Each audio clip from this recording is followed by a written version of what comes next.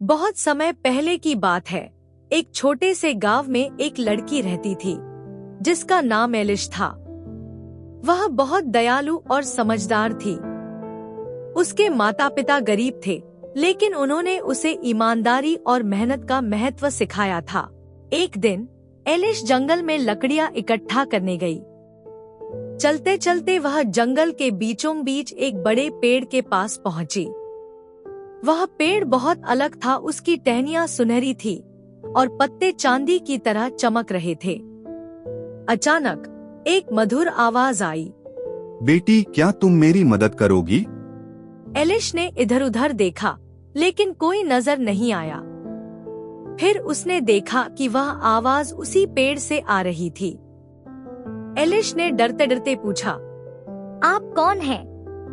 पेड़ बोला, मैं इस जादुई जंगल का रक्षक हूँ, लेकिन एक दुष्ट राक्षस ने मुझ पर एक बुरा जादू कर दिया है। अगर तुम मेरी 3 परीक्षाएं पूरी कर सको तो मेरा श्राप खत्म हो जाएगा। एलिश बहुत दयालु थी। उसने तुरंत हाँ कह दी।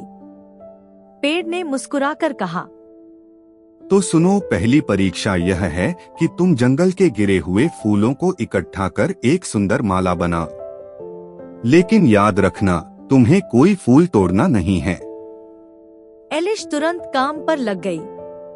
उसने जमीन पर गिरे हुए रंग बिरंगे फूलों को इकट्ठा किया और बड़ी लगन से एक सुंदर माला बनाई। जब वह माला लेकर पेड़ के पास पहुंची, तो पेड़ ने खुश होकर कहा, तुमने यह परीक्षा पास कर ली। तुमने कोई फूल नहीं तोड़ा, जिससे तुम्हारी ईमानदारी साबित होती है।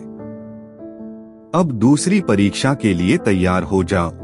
इस जंगल में एक छोटा खरगोश घायल पड़ा है। तुम्हें उसकी मदद करनी होगी। एलिश तुरंत खरगोश को खोजने निकल पड़ी। थोड़ी देर बाद उसे एक सफेद खरगोश मिला, जिसकी टांग पर चोट लगी थी।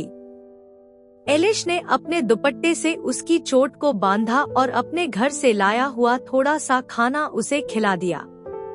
खरगोश धीरे धीरे ठीक हो गया और खुशी से कूदने लगा।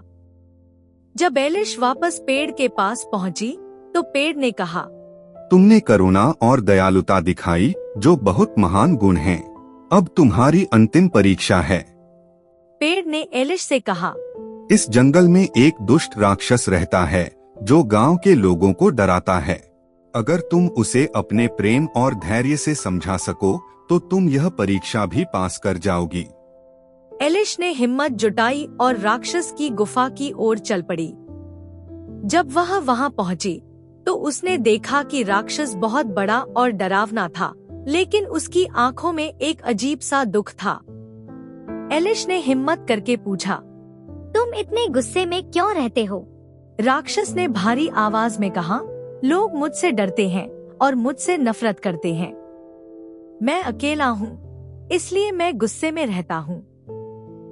एलिश ने मुस्कुराकर कहा, अगर तुम अच्छा व्यवहार करोगे तो सब तुम्हें प्यार करेंगे। राक्षस ने कुछ सोचा और बोला, क्या सच में? एलिश ने सिर हिलाया। हाँ, अगर तुम दूसरों की मदद करोगे तो सब तुम्हारे दोस्त बन जाएंगे। राक्षस को अपनी गलती का एहसास हुआ और उसने वादा किया कि वह अब किसी को डराएगा नहीं। एलिश खुशी खुशी वापस पेड़ के पास पहुंची और सारी बातें बताईं। पेड़ बहुत खुश हुआ और उसकी चमक और बढ़ गई।